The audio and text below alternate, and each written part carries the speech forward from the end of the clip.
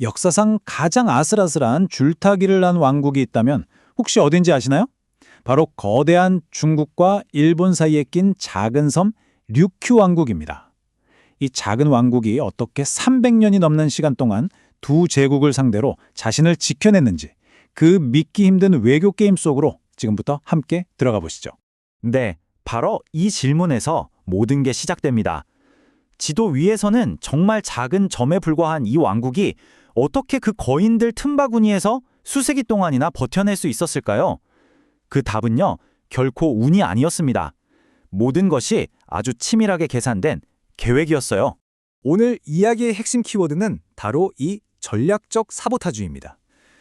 류큐의 행동을 보고 단순히 힘이 없거나 우유부단했다고 생각하면 이건 정말 큰 오산입니다. 이건 생존을 위해서 수백 년에 걸쳐서 완성된 아주 정교하고 지능적인 저항의 기술이었거든요. 자, 그럼 이 놀라운 전략의 첫 장면으로 한번 돌아가 볼까요? 모든 건 16세기 말 도요토미 히데요시가 일본을 통일하고 그 야망을 드러내던 시기부터 시작됩니다. 류큐 왕국은 정말 절체절명의 위기에 놓이게 되죠. 당시 일본을 손에 넣은 히데요시가 류큐에게 거의 불가능에 가까운 요구를 합니다. 바로 조선 침략을 위한 군사와 보급품을 내놓으라는 거였죠.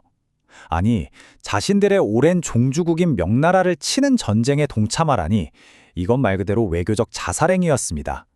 거절하면 일본의 칼날이, 또 수락하면 명나라의 분노가 기다리는 정말 최악의 상황이었던 거죠.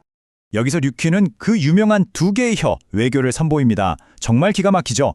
한쪽 혀로는 일본을 달랬습니다. 압박에 못 이기는 척 요구한 보급품의 절반만 보내서 일단 침략의 명분을 없애버렸고요. 그리고 다른 쪽 혀로는 뒤에서 몰래 명나라에 사신을 보내서 일본의 모든 침략 계획을 싹 다 알려줘 버립니다. 이것이 바로 300년 게임의 서막이었습니다. 히데요시가 죽고 일본에는 도쿠가와 막부가 들어서게 됩니다. 류큐는 이제 훨씬 더 극단적인 전략으로 일본의 요구에 맞서게 되는데요. 이건 결국 혹독한 대가를 치르게 됩니다. 류큐가 꺼내든 다음 카드는 훨씬 더 대담했습니다. 바로 묵살이죠. 말 그대로 일본에서 오는 모든 공식적인 요구를 아예 못 들은 척 그냥 완벽하게 무시해버리는 전략이었습니다. 새로 들어선 도쿠가와 막부는 명나라랑 무역을 다시 하고 싶었고 그 다리 역할으로 류큐를 콕 찍었던 겁니다. 하지만 류큐는 이걸 정확하게 꿰뚫어봤죠. 이 요구에 응하는 순간 일본의 지배를 인정하는 꼴이 되고 결국엔 생명줄이나 다름없는 명나라와의 관계가 끝장날 거라는 걸요. 그래서 그들은 막부가 보낸 모든 편지를 그냥 휴지통에 던져버렸습니다. 하지만 이 대담한 침묵은 결국 일본에게 칼을 뽑을 명분을 주고 말았습니다. 안 그래도 류큐의 무역 이익을 탐내고 있던 사치마번이 이 무례함을 핑계 삼아서 1609년 마침내 군대를 이끌고 류큐를 침공해서 정복해버린 거죠. 자, 이제 류큐는 일본의 속국이 됐습니다. 모든 게 끝난 것처럼 보이죠? 그런데 정말 흥미로운 점은 바로 여기서부터입니다. 류큐는 이 절망적인 상황을 오히려 자신들의 가장 강력한 무기로 바꿔버립니다.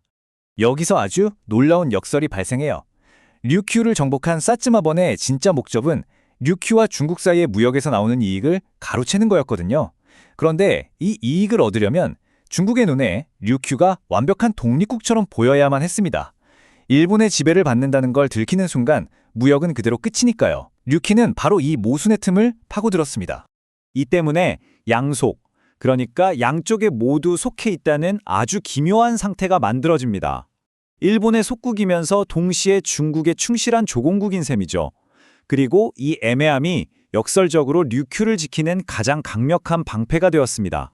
류큐는 이 말을 거의 마법의 주문처럼 활용했습니다. 사츠마번이 무리한 세금을 요구하거나 자기들 내정에 간섭하려고 할 때마다 아이고 이러다 중국에 들키면 우리 무역은 끝장입니다 라는 핑계를 댄 거죠. 일본의 탐욕을 역이용해서 일본의 지배를 무력화시키는 정말 고도의 사보타주였어요. 이 전략 덕분에 류큐는 250년이 넘는 시간 동안 실질적인 자치와 독재적인 문화를 지켜낼 수 있었습니다. 하지만 시간은 계속 흘러서 19세기 세상이 변하기 시작합니다.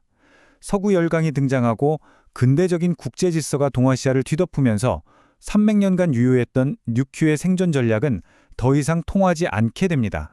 당시의 충돌은 단순히 국가 간의 다툼이 아니었어요. 세계관의 충돌이었죠. 류큐가 수백 년간 살아온 세계는 관계와 의리가 중요한, 경계가 좀 모호한 그런 조공체제의 세계였습니다. 하지만 서구로부터 일본이 받아들인 새로운 세계는 명확한 국경과 절대 주권을 요구하는 아주 냉정한 근대 국제법의 세계였죠. 애매함이라는 게 더는 설 자리가 없어진 겁니다. 1875년 일본의 메이지 정부는 최후 통첩을 보냅니다. 중국과의 관계를 완전히 끊고 일본의 일부가 되라는 것이었죠. 하지만 류큐는 끝까지 자신들의 방식을 고집해요. 중국과 일본은 우리에게 부모와 같은 존재입니다 라면서 이미 세상에서는 사라져버린 300년 묵은 논리로 마지막 저항을 한 겁니다. 이게 왕국의 마지막 모습이었습니다. 류큐는 끝까지 일본의 명령을 묵살하고 행정을 마비시키고 심지어 청나라에 몰래 사신을 보내서 구원을 요청하는 처절한 노력을 펼쳤습니다. 하지만 시대의 흐름을 거스를 수는 없었고 결국 1879년 일본에 의해 강제로 병합되면서 왕국의 역사는 막을 내리고 맙니다. 그렇다면 류큐의 300년 게임은 결국 실패로 끝난 걸까요? 단순히 그렇게만 볼 수 있을까요? 이 사라진 왕국의 전략이 오늘날 우리에게 남긴 것이 무엇인지 마지막으로 그 의미를 한번 되짚어 보겠습니다. 류큐의 전략은 시대의 흐름을 읽지 못한 어리석음이 아니었습니다. 오히려 강대국들 사이에서 살아남기 위한 가장 현실적이고 눈부신 생존 기술이었죠. 비록 근대국가라는 새로운 체제 앞에서 무너지긴 했지만 300년 넘게 일본의 동화 압력을 막아내고 류큐의 독자성을 지켜준 가장 굳건한 역사적 방파제였다고 평가할 수 있습니다. 류큐의 이야기는 400년이 지난 오늘 우리에게도 똑같은 질문을 던집니다. 거인들의 세계에서 작은 존재가 살아남는 법은 과연 무엇일까요? 류큐처럼 끊임없이 시간을 버는 것만이 유일한 전략일까요? 이 질문에 대한 답은 어쩌면 우리 모두가 함께 찾아야 할지 모릅니다. 오늘 이야기는 여기까지입니다.